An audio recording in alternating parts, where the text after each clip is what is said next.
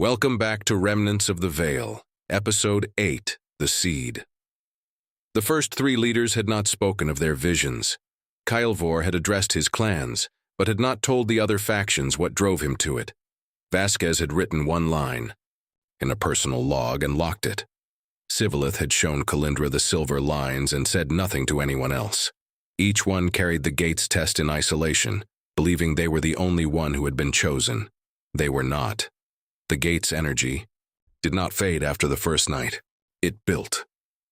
The residual radiation that permeated the sector, the same energy that had been humming through hull plating and bone and crystal since the entity first touched the gate's surface, thickened, intensified, pressed against sleeping minds with the patient insistence of something that had more to deliver.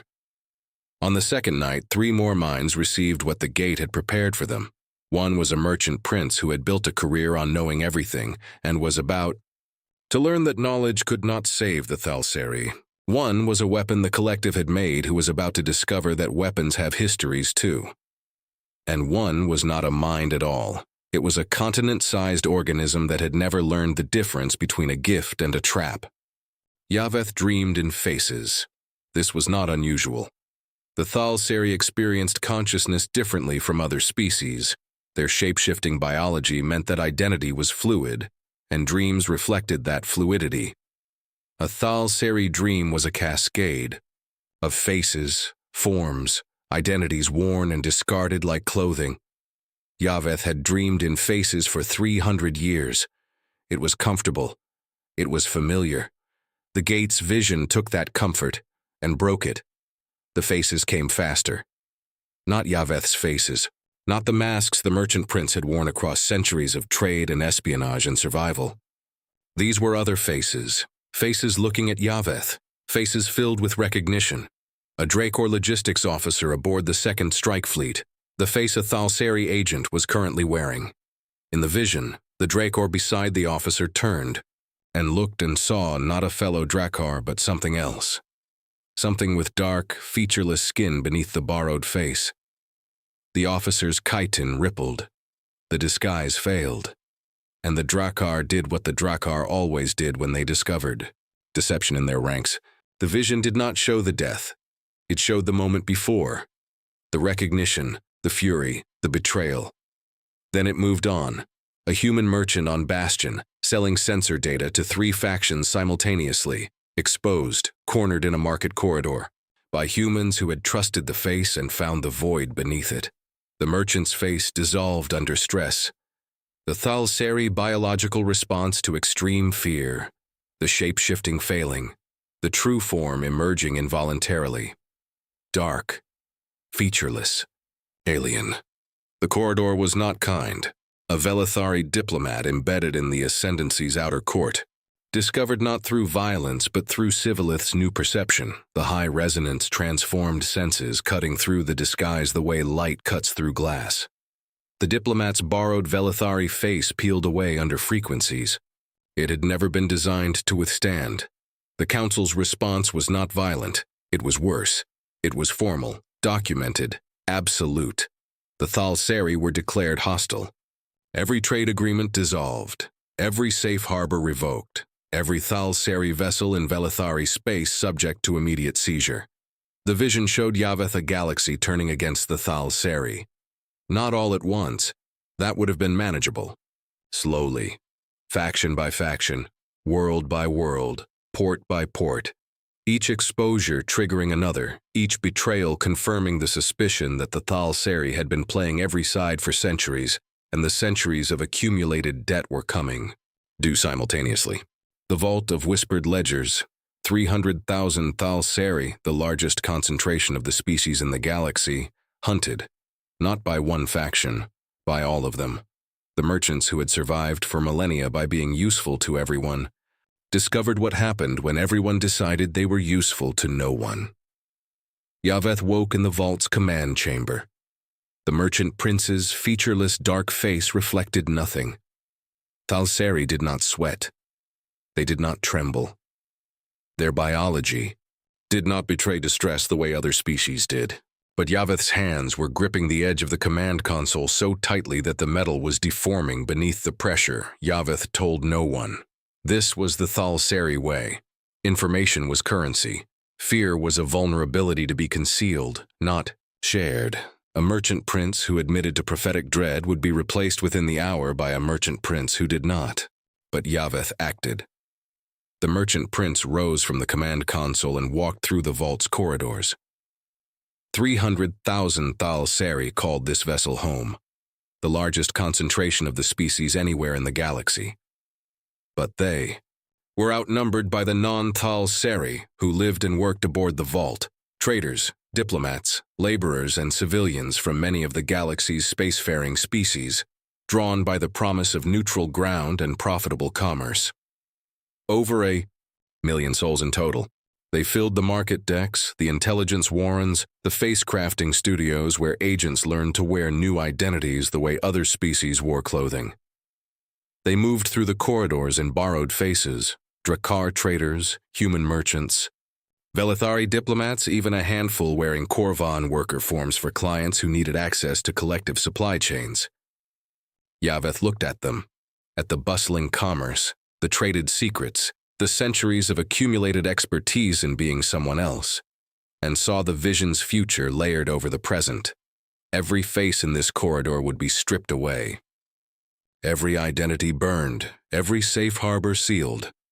Within 30 minutes, the merchant prince issued 17 orders through channels that even the vault's senior staff could not trace.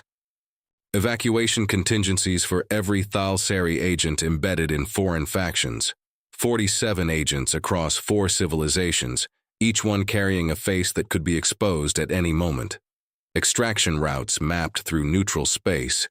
Corridors between faction territories where no one claimed jurisdiction and no one asked questions. Emergency identities prepared, faces that had never been worn, histories that had never been used, lives that existed only as insurance against a day that Yaveth had always known might come.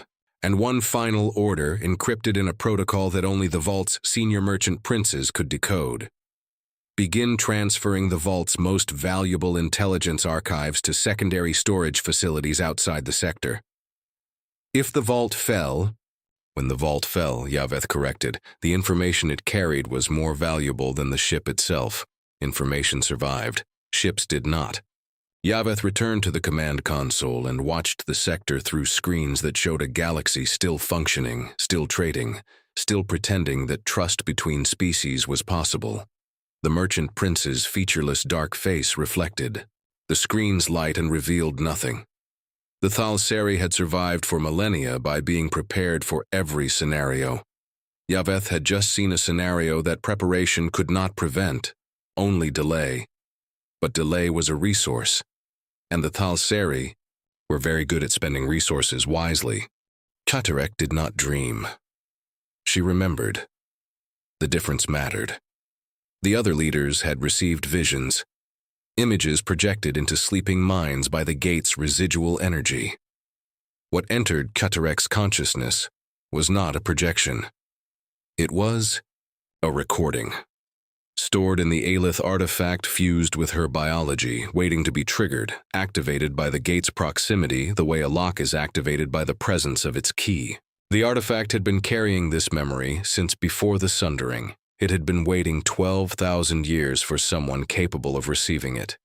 Katirek, standing at the membrane window of the monarch throne with her muted red eyes fixed on the gate's shimmer, was the first. The memory took her. She stood in a place that was not a place. The Korvan homeworld, not as it existed now, layered with collective infrastructure and harmonic relays, but as it had been before. Before. The harmonic, before the connection. When the Korvan were individual, separate, alone in their own minds, the way Katirek had been alone for 3 years on Skalveth. The world was dark, not lightless, bioluminescent, the deep amber glow of Korvan biology illuminating caverns, so vast they had their own weather systems. Millions of Korvan moving independently, communicating through subsonic vibration and pheromone clouds, living and dying in the silence of disconnected minds. And above them, in the deepest cavern, on a throne of fused chitin that rose from the floor like a geological formation, the queen.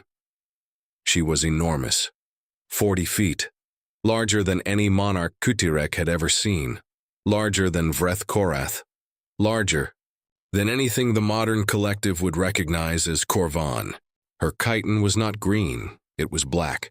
Deep, iridescent black, layered in plates that reflected the bioluminescent light in patterns that shifted with each breath. Her eyes, dozens of them, arrayed across her skull in a crown formation that made Kutirek's own crown horns look like a child's imitation, burned with a light that was not the harmonic's light and not the Aelith's light. It was older. It was the light of something that had existed before either. She was connected to every Korvan on the planet, not through the harmonic. The harmonic did not exist yet, through something more direct, more brutal. The queen's neural mass extended from her body in tendrils that reached through the cavern walls, through the rock, through the planet's crust, into every hive and every mind. She did not share consciousness. She commanded it. Every Korvan on the planet existed within the radius of her will, and her will was absolute. The memory showed Kutirek how she had been made. The ceremony, ancient, biological. The transformation that turned a monarch into a queen, the same way a caterpillar becomes a butterfly if the caterpillar consumed other caterpillars to fuel the change. 5 monarchs, assembled willingly. Each one had chosen this, chosen to surrender their consciousness, their neural mass, their accumulated centuries of memory and thought and identity to fuel the transformation of the one who would become queen. They had not been killed. They had been absorbed. Their hearts, the dense neural cores at the center of every monarch's thorax, consumed by the candidate, integrated into her biology, their consciousness merging with hers in a process that was part ritual, part metamorphosis, and part death. The candidate had entered the ceremony as a monarch. She had emerged as something else, something vast, something singular, something that could hold an entire species in her mind and direct it as one. The memory held Kutirek in the cavern for what felt like years. She watched the queen rule. She watched the Korvan move as one, not through shared consciousness, but through commanded consciousness. She watched the queen grow and grow and grow, her neural mass expanding to fill the cavern, her tendrils reaching deeper, further, connecting more minds, demanding more obedience. And then the memory showed her the harmonic's birth. The first. Monarchs who refused the queen, the ones who discovered a different way to connect, not through command, but through resonance. Not one mind controlling millions, but millions of minds choosing to sing together. The harmonic was not a technology, it was a rebellion, a revolution against the queens, fought not with weapons, but with frequency.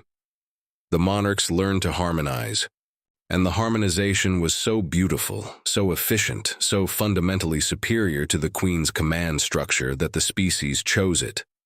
Collectively, freely. The last queen died 10,000 years ago.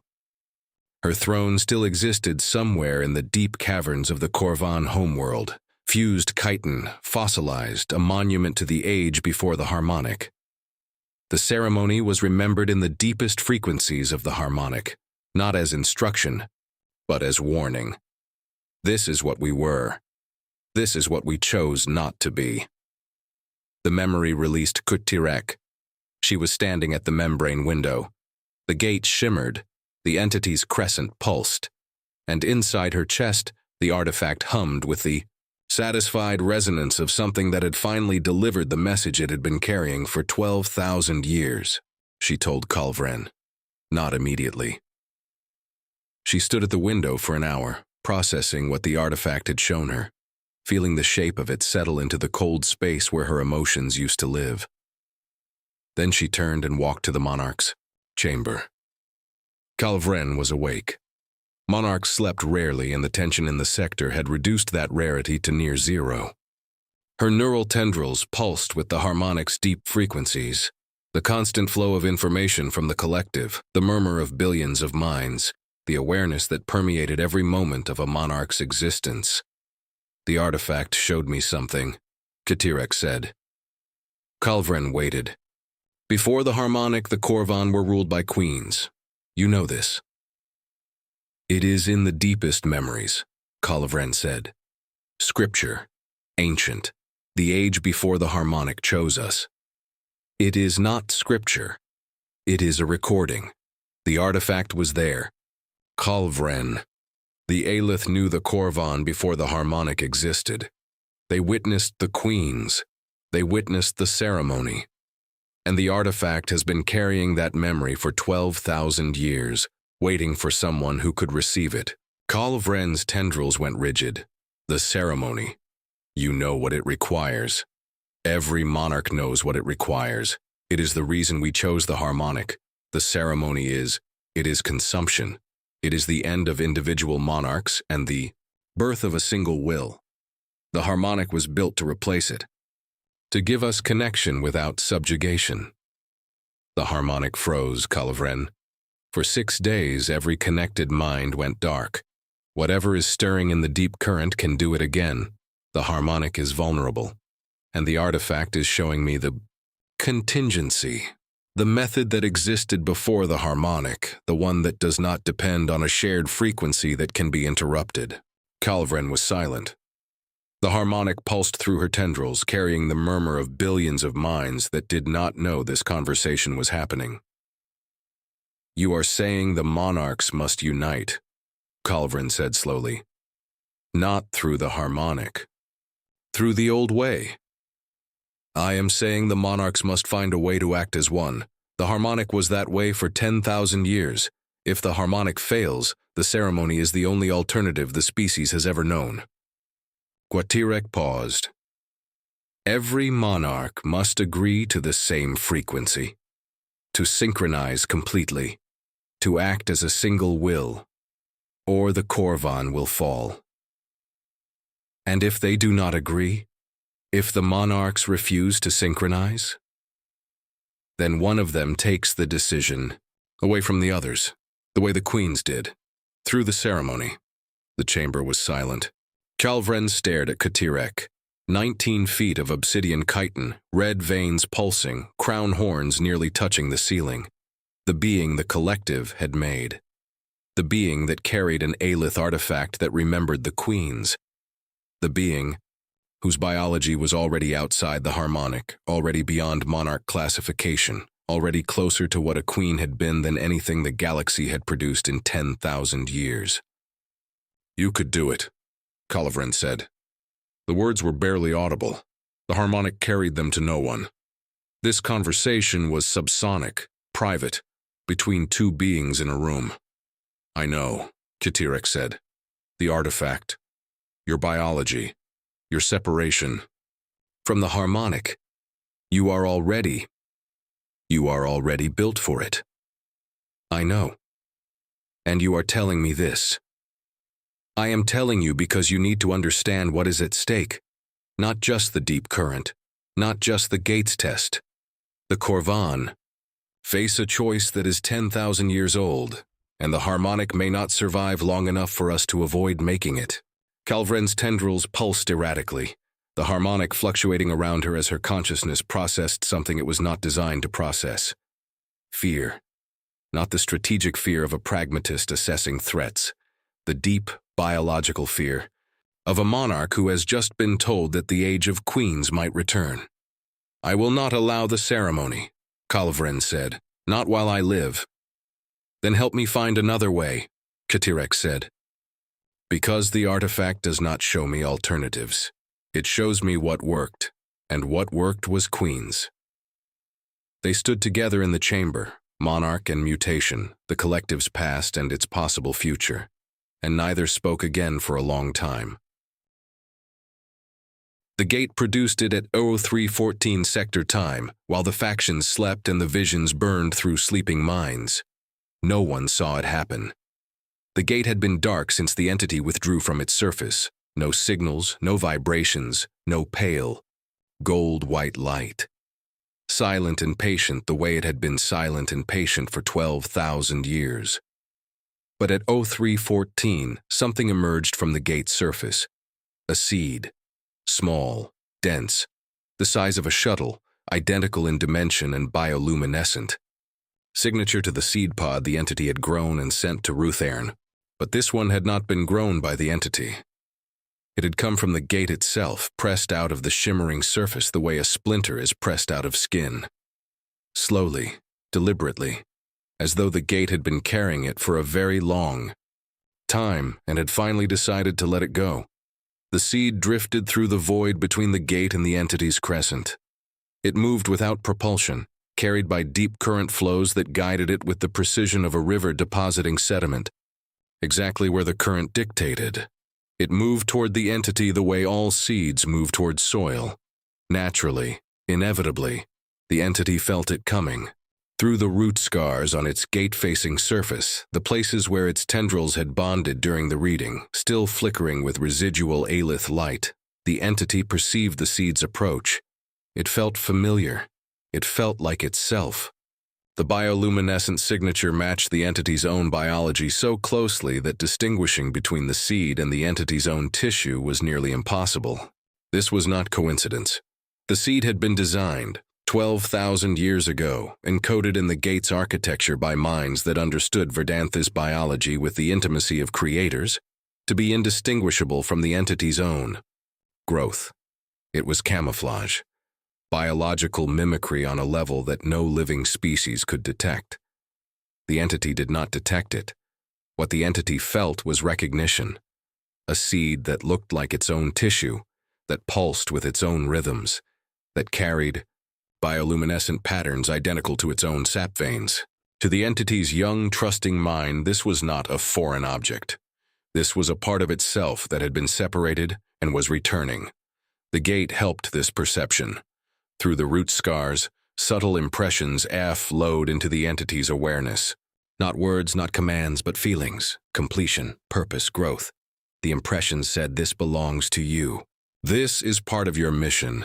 Take it in. Grow it, nurture it. It will help you fulfill what you were made to do." The entity had been made to grow things. Ruthern had encoded that instruction into its deepest rings. When you find something worth growing, grow it. The instruction was absolute. It was the foundation of the entity's identity. And the gate was pressing against that foundation with the patient precision of something that had been studying the entity since the first root touched its surface. The seed reached the entity's bark. The entity opened for it, a root corridor. Dilating, bark softening, sap flowing outward to receive the new growth the way a body receives a transplant. The seed settled into the entity's tissue. The bark closed around it. The sap flowed over it, incorporating it into the entity's circulatory system. The seed began to grow, not outward, inward.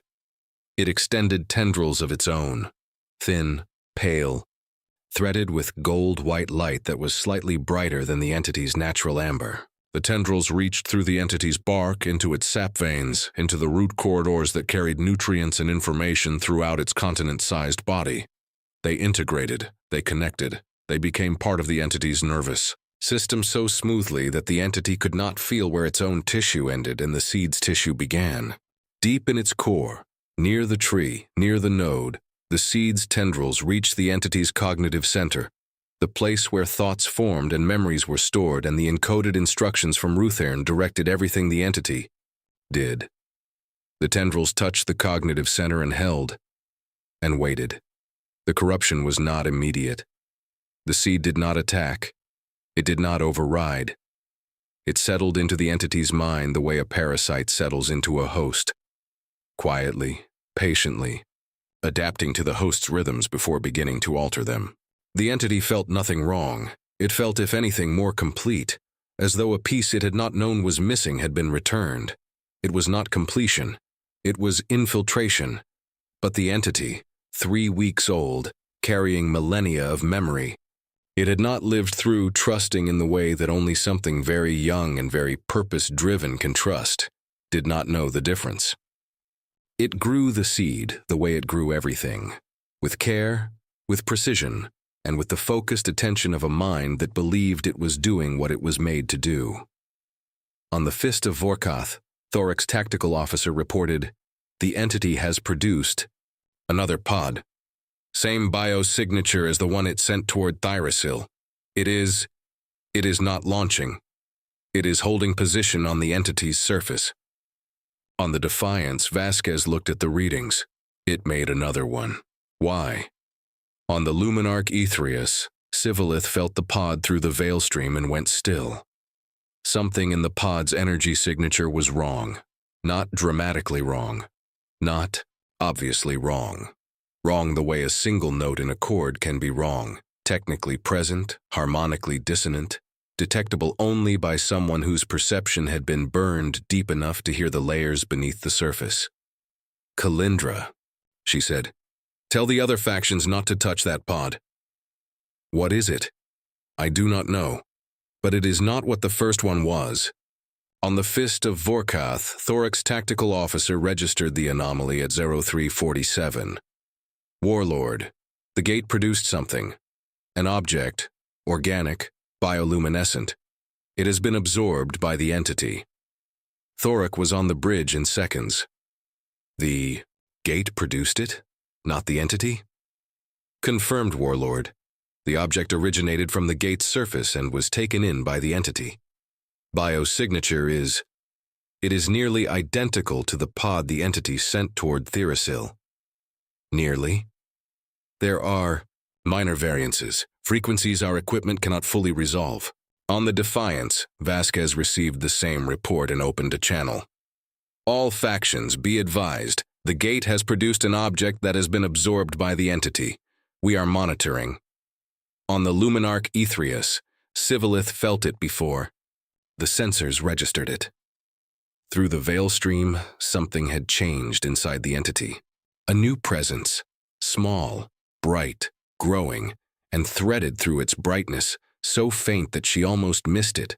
A dissonance, a single wrong note in a chord that should have been pure.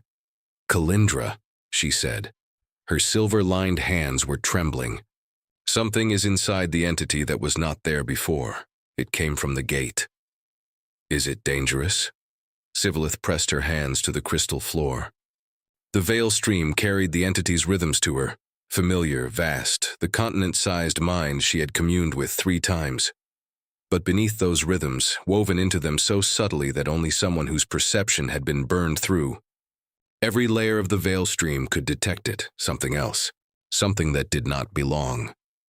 "I do not know," Sivillith said, "but it is not what the first seed was. Tell the other factions not to interfere, and tell them to watch." No faction interfered. Every faction watched. And inside the entity, the seed grew, patient and invisible, threading its tendrils deeper into the mind of something too young to know it was being consumed. The last quiet night on the vault of whispered ledgers. Wren Calloway could not sleep. She lay in her cabin, a small space barely larger than the bunk, assigned to her weeks ago when Merchant Prince Yaveth had brought her aboard as a signals analyst with an interesting artifact. The cabin had a viewport the size of a dinner plate. Through it, she could see the edge of the entity's crescent, amber and gold-white against the black, pulsing with the slow rhythm that had become as constant as her own heartbeat. The shard was on the pillow beside her head. She had tried putting it in a drawer. It had pulsed through the metal. She had tried wrapping it in cloth. The light bled through. She had given up and let it sit beside her, glowing with steady, sourceless, pale gold-white light that synchronized with the entity's rhythm and the gate's distant shimmer and the seed that was now somewhere inside the entity's body, growing in ways she could feel but not describe. Through the walls, she could hear the vault. Not the normal sounds, the hum of environmental systems, the distant chatter of market decks, the comforting white noise of over 1 million beings from many species living and trading and existing in proximity. Those sounds were still there, but they had changed. The chatter was sharper. The laughter had stopped. The footsteps in the corridors outside her cabin were faster, more purposeful, carrying the particular urgency of people who were beginning to think about where they would go if they had to leave quickly. She had packed her bag 2 days ago. It sat by the door, the shard, her father's survey logs, a change of clothes. She had not unpacked it since. 2 decks above her, the market district was closing early. This had not been ordered. It had happened organically, stalls shutting down one by one as the traders who operated them made individual calculations about risk and reward and decided that being in a crowded public space was no longer worth the revenue. A Drakor weapons dealer had been the first to close, pulling a metal shutter across his stall with a sound that echoed through the deck like a door slamming. Within an hour, half the market was dark. The remaining stalls were clustered by species. Drakor traders on one side, human merchants on the other, a handful of Velithari art dealers in the center, their crystal displays still illuminated, still beautiful, increasingly surrounded by empty space. The Thalsari staff, who normally moved between the groups, facilitating, translating, taking their percentage, had thinned to almost nothing. Yaveth's orders filtering down through the vault's hierarchy in ways that looked like individual decisions but were coordinated from the top.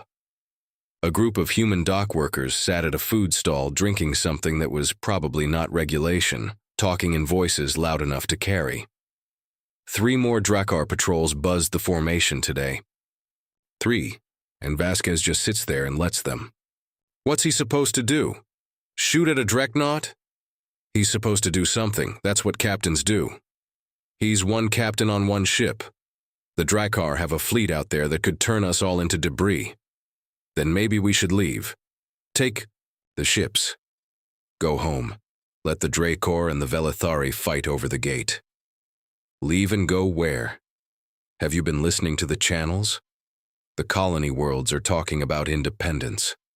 The consolidation faction is arguing with itself. There's nowhere to go home to. Silence. The kind of silence that fills the space where hope used to be. Nearby, a Drakor soldier, off-duty, drinking alone at a stall that sold Drakor fermented grain, watched the humans talk and said nothing. His hand rested on the table near a blade that was technically a utensil and practically a weapon. His eyes tracked the room with the unconscious alertness of a being whose training never fully turned off. A human marine at the next table noticed the blade, noticed the eyes, noticed the way the Drakor's weight was distributed, leaning slightly forward, feet planted, ready to stand quickly if standing quickly became necessary. The marine shifted his own weight, subtle, unconscious, the same readiness, mirrored. Neither of them spoke, neither of them needed to. The conversation was happening in posture and position and the careful maintenance of distance that meant, I see you and you see me, and we both know what happens next if anyone makes a mistake. Across the market deck, a dozen similar conversations were happening without words, species watching species, distance maintained, trust eroding. The architecture of coexistence, 300,000 beings living in proximity because proximity was profitable, crumbling under the weight of a galaxy that had stopped pretending cooperation was possible. In her cabin, Ren felt the shard pulse and knew. Not the way a signals analyst knows, through data, through patterns, through the careful interpretation of information, the way an animal knows, the way the body knows before the mind. Something in the frequency the shard was broadcasting had changed, not dramatically, not suddenly, a shift in rhythm, a deepening of the pulse, as though the shard was responding to something new, something that had not been there yesterday, the seed, inside the entity, growing. Ren held the shard against her chest and listened to a frequency she could not name and felt the last quiet night of the vault of whispered ledgers settle around her like a held breath. Tomorrow, the breath would be released, and everything would change. She closed her eyes. She did not sleep, but she held the shard, and the shard held her, and together they waited for the morning that would end the peace. End of episode 8. And thank you for listening.